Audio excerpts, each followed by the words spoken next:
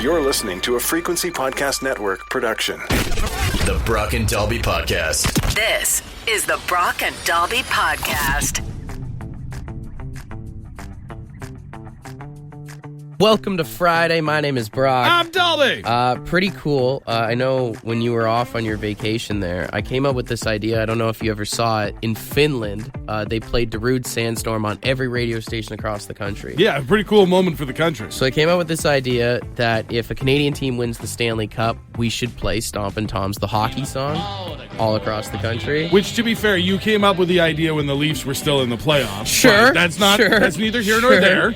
But I posted it on social media, and the post blew up pretty well. That was cool. And our big boss there, Adam Thompson, liked the idea. He reached out to all the other big corporations that own radio companies in Canada, and they were like, no, we're not doing something that you're doing. Nope. But all the Rogers radio stations across the country, if the Edmonton Oilers do pull through and win the Stanley Cup, we will play Stompin' Tom's The Hockey Song all at the same time across Canada. Do you think the Calgary stations will play it? I know we have some stations in Calgary. I didn't even think about that. I mean, I feel like Stompin' Tom, it transcends the rivalry. Like, it's just a pure Canadian moment if this does end up happening. But I do know that the people of Calgary might not be super pumped to know that it's because of the Oilers. Well, I'm going to put it like this, because even I know you're anti-Oilers right now. If you're against this, you hate our country. Okay, well, listen, I'm not against this. If you're against this, you hate Canada. Could we do it even if the Oilers lose? We're doing it if they win, because it's to celebrate our country. And if you're not for it, you're against us. I want to celebrate the country, but not the Oilers. It's not fair. This is the Brock and Dalby Podcast. Yesterday on the show, we talked a lot about mating calls. Mm-hmm. And then I went on YouTube and just watched more animal mating calls. Down a dark rabbit hole. So I want to play a game with you that I call... It's time to play. What the f*** is that mating call? It's everybody's favorite game show. So I am going to play mating calls for you. And I just want you to guess and see if you can figure out what animals it is. These are all shots in the dark. Like, there's no chance I know any of these. All right, first one here. What would you guess that is? Excuse me? One more time. See, I was thinking something like a rhino or something, but then I went high pitch, so I'm feeling it's some sort of horse. It's actually an elk. An elk? So if you want to go hunting and you want to catch some elk, that's the sound you got to make. That is horrifying. Right? Here, next one here is...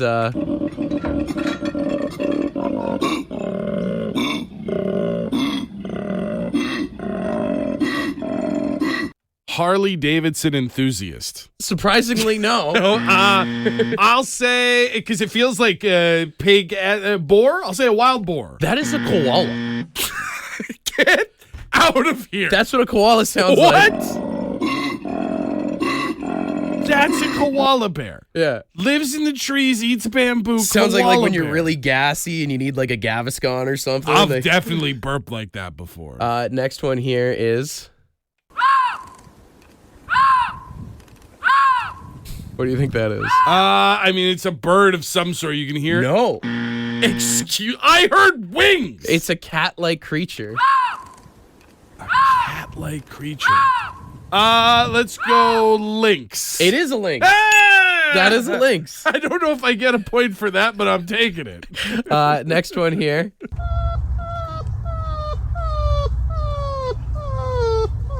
That's my dog if I don't feed it at exactly 4 p.m. That is a porcupine. What? Yeah. Is the porcupine mating call just, please, somebody sleep with me? That's all that is. Anybody want to get pricked? This is the average Redditor trying to score. Come on, I'll stick it in you. Oh, I do not care for your phrasing, sir. The Brock and Dalby Podcast. Someone texted in and said the sound of the lynx reminds them of that Benson Boone song. Oh, the Beautiful Things guy that keeps doing backflips off pianos? Yeah, this guy. Take these beautiful things that I've got. Songs all over the internet. And I think I know what they're talking about. Play the lynx again? So here's the lynx.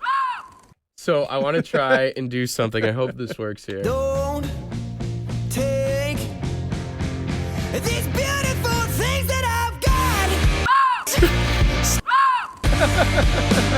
want you to I mean, the whole song is kind of a mating call when you think about it. Yeah, pretty much. It does make sense that there would be some similarities in there.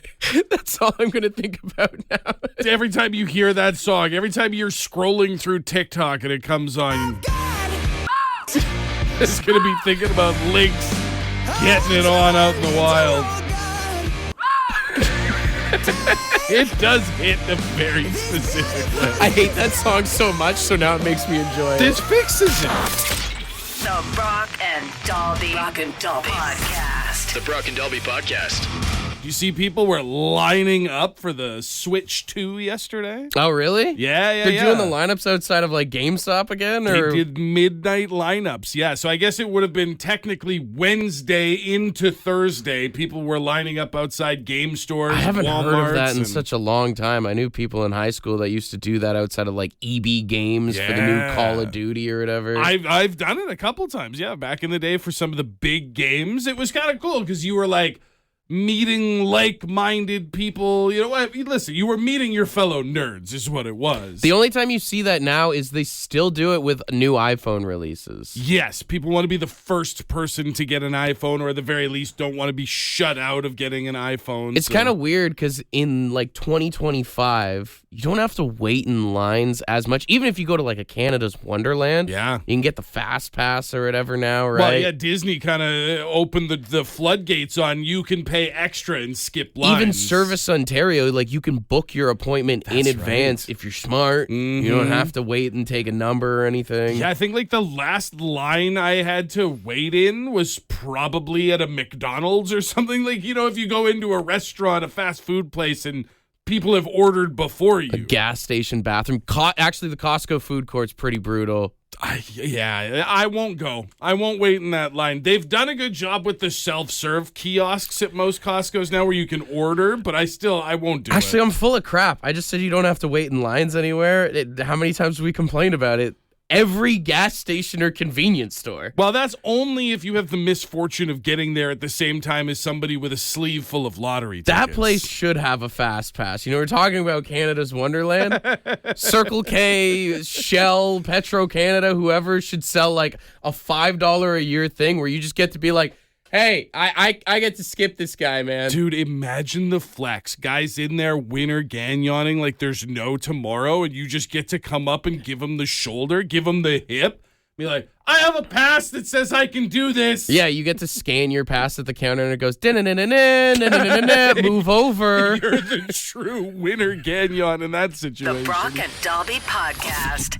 Remember when that judge in Quebec declared that in Canada, the middle finger is a God-given right? No, I don't. There was this situation. What was this? It was a guy in Montreal. He was a teacher of all things. Had gotten into a dispute with his neighbor over like kids playing on their lawn or something like that. Saw him outside one day and hit him with the double bird, which is of course the most serious of It's a birds. flock, yeah. And they pressed charges. Like they had him brought up for like vulgarity or And something then the like judge that. ruled that he's He- allowed to do it. He was charged in 2021, and then years later he was acquitted, and the judge who acquitted him was like, no, it's a God-given right protected under the charter. What is it? It is not a crime to give someone the finger. Flipping the proverbial bird is a God-given, charter-enshrined right that belongs to every red-blooded Canadian. I don't know who needs to hear this today, but flip someone off. It's Well, your that's- damn right. That's what I'm thinking, right? Because, like, if this is a God-given right, if this is enshrined in the Charter of Freedoms for our country, and I also looked, it's also similarly protected in the United States. It's been declared that you can't sue someone over the middle finger. It is free speech. Well, down if in the anybody knows States. about freedom, it's them. That's right. So then I was like, okay, so am I a little bit more free with the bird? Because I really only use it when I'm in my car. You know, someone comes and passes by you. That cuts is you probably the off. place you use it the most, yeah. That's what I was thinking. In traffic, I don't know anyone that hasn't given the finger at least once while they're driving. Yeah. But where else are people using the finger now that we know that you cannot legally get in trouble for it? Traffic and driving for sure. I'd say sporting events is a big one, right? That's a good one too. Like, especially if you're like a Philadelphia fan of any sorts, they flip off everybody. oh, that's how they say grace at family dinner in Philadelphia. Concerts is probably another big one too. How many times have you been at a show and the front man's like, "Hey, everybody, put your middle fingers up in the air. Put your fingers in the air." Yeah, and then yeah. just everyone lets the birds fly. Yeah. 762-555. Where do you, more than anywhere else, use the middle finger? This is our God-given right. We need to take it back. I think there's probably a lot of people that are in bad relationships that whenever their spouse turns around, Hitting him with sneaky birds. yeah. That's having one. That's having two in the bush right Sometimes there. that feels good, you know? When Someone someone's- turns around and you're like, "Ugh." Especially if you can put it away before they turn back around. Nothing And you like a just sneaky bird, you Hey, know? everything's fine. Nothing happening over here. This is the Brock and Dalby Podcast. We got for another show Nick on the phone. Buddy, where do you flip people off the most? Construction sites, definitely. Do you work in construction? Yeah, I do. So you're a habitual offender yourself? Well, it's almost lost all meaning because, like, everyone you like, you see them, and it's just a hello now. It's how you guys wait. It's to kind each of other? like how Australians drop the "see you next Tuesday" at each other very casually. Absolutely. Like, you see someone you know, you don't even really have to know them. You just flip them right off. It's almost a sign of love and respect in a sense.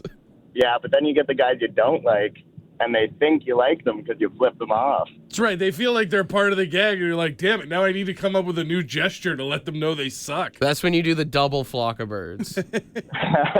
Yeah. Yeah, the double means a little bit more. But a lot of people are kind of saying what he's saying is that, like, the middle finger has lost all meaning where it's just a casual thing now. That's just it. It's like we have people that are like, oh, I do it to my husband. I do it to my wife. I do it to my kids. What would you say is the worst hand gesture or anything that you can give someone? Because, you know, there's the middle finger. Yeah. There's, like, the flick under your chin. The Italian, yeah, get out of here. Then there's, like, the crossing of the arms kind of type thing. That's another F-U. See, that one I always saw growing up watching wrestling. A lot of wrestling bad guys would do the old into the elbow, flip off the crowd that way. I always just thought that was actually lamer than the middle finger because you could do it on TV before Stone Cold started giving everybody the finger. I think, like, the new middle finger is honestly, like, the crotch grab. Oh. Like, if someone ever gives you, like, one, like, they get a handful, like, a mitt full of themselves and, like, over here, like, kind of thing. That's just it. Someone can give you the finger, and you know, it, like, viscerally in your heart, you're like, that's upsetting because I don't know you and you shouldn't be talking to me like that.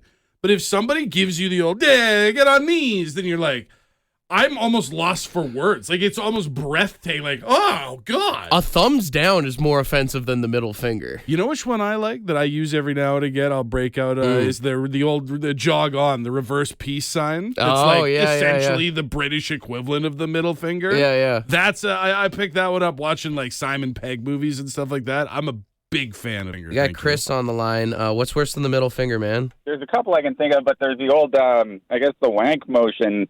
If somebody's like a wanker. When you're rolling dice? Yeah. The old that's a great way to say five-knuckle it, shuffle, actually. if you want to call it that.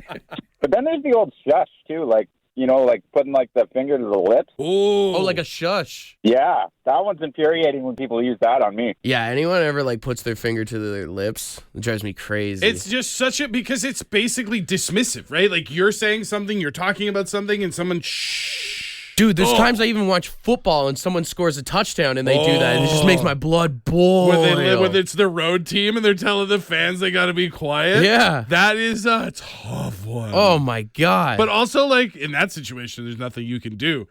Did I ever tell you Marcus shushed me once? I was asking him to do something, and he was, like, watching a video or something like that. And I don't even think he really, like, knew what he was doing. But he was listening, and I was like, hey, man, I need you to come out. And he goes, shh. And when I tell you. Yo, that kid is so lucky he lives in the age that he lives in right now. That boy is lucky that he got to find out what 8 feels like. He's so lucky you don't have a sick belt buckle. The Brock and Dalby Podcast.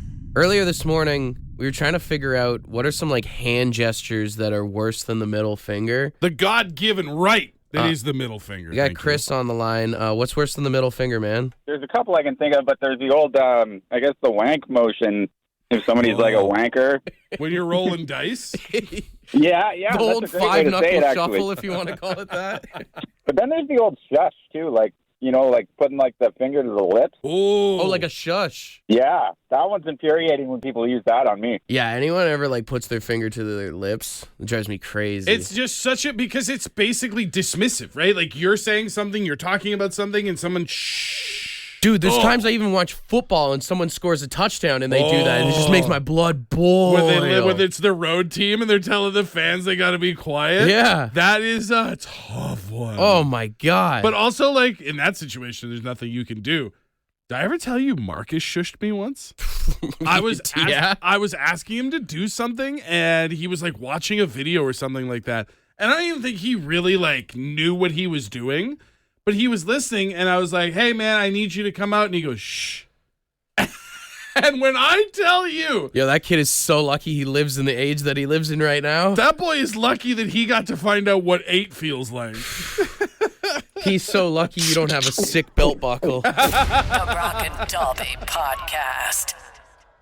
What's a hand gesture that's worse than the middle finger? It's not a hand gesture. You shake your head in disgust. That stings a little bit more. I love a good head shake. It gets the point across, too. Yeah. It makes it gives the same vibe that like when your parents were disappointed in you. Yeah. It's also a little satisfying for yourself as well. Oh, no doubt. You do that when you're driving all the time and you look in your rearview mirror and you just passive-aggressively shake your head. I don't think they can see me when I do it, but I like to believe that they can and that it makes them feel bad. Even when someone pulls up to a red light, even if you've like messed up and someone gives you that, you're like, I know, man. It's my devastating. bad. Absolutely. Anything that can let somebody else know that you're kind of just like, what the hell, man? We've got a lot of text in here. Someone said just throwing the both hands up with the WTF kind of thing. Yeah. Or was that LeBron James in that one playoff game where he was talking to his teammate and he's just like pointing with his arms out like, what the hell? There's some interesting ones that people use in different countries. Someone said in Chile, people pretend to smack the bottle of a ketchup. That implements that you have a small wiener. How? I don't know. My favorite one that I've seen is Brazil is one of the countries that uses this, but there's a handful. Metal horns. When you put the horns up, no thumb, just the pinky and the index finger. In some Spanish-speaking, Portuguese-speaking countries, it means I'm having intercourse with your wife behind your back. Dude, how many times do like bands go and play in Brazil? they're all throwing the horns up, and everybody's like, "Whoa, James, That's what hilarious. are you talking about?" Someone said in India, if you show people the soles of your feet, that's considered disrespect. Oh. Someone else said, have you heard of the 5 fathers? Which I had to Google. Okay. Apparently in like Arab and Caribbean countries, it says the action of pointing your right index finger. Okay, one finger. And then you grab your other hand and you grip all the fingertips around your right index finger. That's the 5 fingers of the 5 fathers? That's a symbol saying you have 5 fathers, or in harsher terms, your mother is promiscuous. Oh. Your right index finger is your mom. You take your right index finger and you just grip it with your other fingertips. All your other fingers are strange men. Oh, that's so mean. That's a great way to tell someone that their mom's a dirty, dirty girl. I think my favorite one that I've seen is the thumbs up, classic thumbs up move that people use all the time. There are a handful of countries where that's offensive because you're implying that someone you don't like can take your thumb and stick it up their backside. Oh. That's my thumb is cold, want to warm it with your bottom. Someone else just said the pinky is another one for a small PP as well. Yeah, well, I mean, what else could it possibly mean? You know what? Index finger and thumb stings pretty bad too. Ooh, when you give the so close sign? Yeah. Because it either means you were close, like you missed something, or you fit in. It either means you were close or not close enough. This is the Brock and Dalby Podcast. There was a new survey done where they asked Canadians if they think that the United States is an ally or an enemy.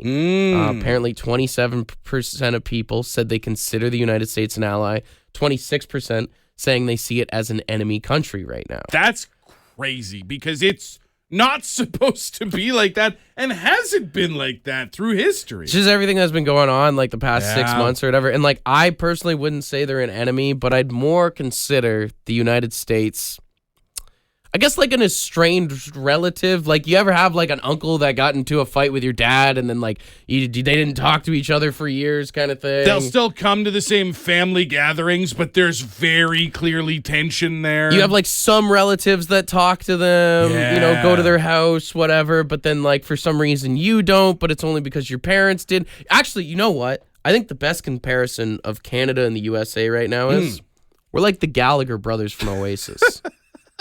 I'd consider Canada more of like a Noel Gallagher. Okay. And the United States is obviously Liam because they can never shut up. Right, yeah, we're a little more even-keeled, but not much. We're still ready to fight at the drop of a hat. And, eventually we'll get back together. That's true. If there is hope for the Gallagher brothers, then there's still hope that Canada and the U.S. can make peace at some point. Did I just compare Donald Trump to Liam Gallagher? You should probably say sorry to Liam Gallagher. I apologize to Liam Gallagher for that one. That's out of pocket. The Brock and Dalby Podcast. It's Bon Jovi week, so if you're listening to the station, you're probably hearing a lot of Bon Jovi. Yeah, as opposed to the regular programming where we barely play. I've heard It's My Life like a million times, and I never realized till yesterday when I was driving in the car that there's a reference to another song, actually 2 songs in It's My Life. I've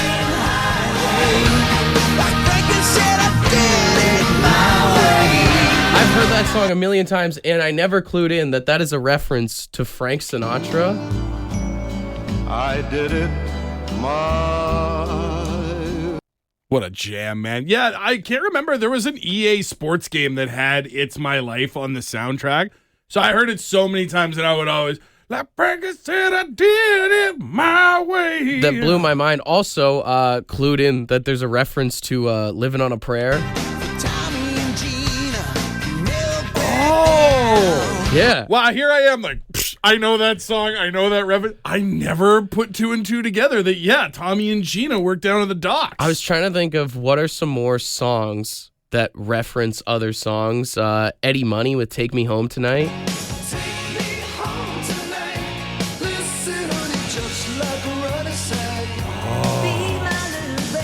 Which, if you don't get that reference, that is the Ronettes.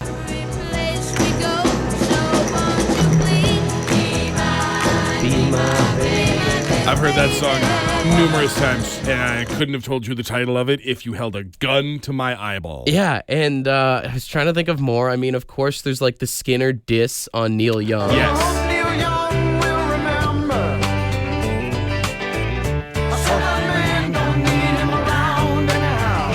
And I mean, if you want to talk about Sweet Home Alabama, it's just a complete ripoff, but Kid Rock. Right, yeah. But also, I mean, if you want to talk of like another diss song of just using lyrics in there, Limp Bizkit with Hot Dog as well. Oh, that's right. Yeah. That's a complete diss to Nine Inch Nails, too. Dude, it might have been 20 years since I heard the song Hot Dog. One of the biggest ones that blew my mind as I was looking this up is Blink-182 has the song The Atom Song, and that is my favorite band of all time. It's an amazing song. I've never realized that this is a Nirvana reference.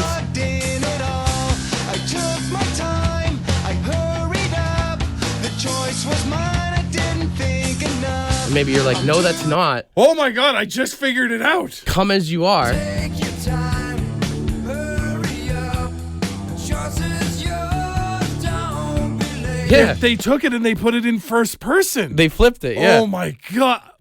Today I learned. For all you people who have said to me that Blink-182 is not a good band, that's art right there. Okay, well, listen. I like Blink-182, but just settle down a little They bit. can write songs about having sex with your mom, and they can also do beautiful stuff like that. The whole The spectrum. Brock and Dalby Podcast.